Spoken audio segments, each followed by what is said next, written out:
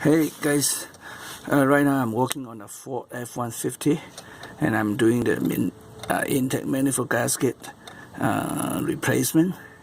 And when I took out this it's called fuel injector wiring harness. There's supposed to be a retainer here like this. Okay, let's focus. Oh, come on. Yeah, but anyway, you see it. Yeah, it goes like inside this lock here. Okay, so but over time it just right above the engine, so got a hit and it's become very brittle. And when you try to press this down, to take it out, it would just get broken. That's the thing, okay? And most of them, I got 6 V6 engine, 1, 2, 3, 4, 5, 6, 5 of them already broken. So it's really annoying if you want to change the whole harness. It's not even available right now, even from the dealer or something. If you want to change the pigtail for these, still kind of a lot of work to do. So what I'm doing is just take out this clip, just broken from the. Oh, it cannot focus. Let's do that.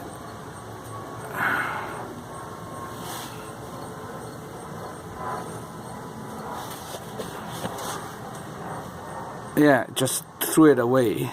Instead of this, we use a zip tie. Just go around here. See, look at here. Yeah, just go around. The thing came off, which is the retainer came off. Go like this, and wrap it around the injector body, so it will stay on the injector. So you won't be worried about it will bounce up when the engine is running. Okay, so I already done a few up here in the passenger side. You can see the zip tie go like this. Just go around here and zip it up and then cut it.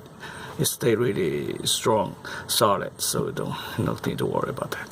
Okay, that's just a very simple way to fix.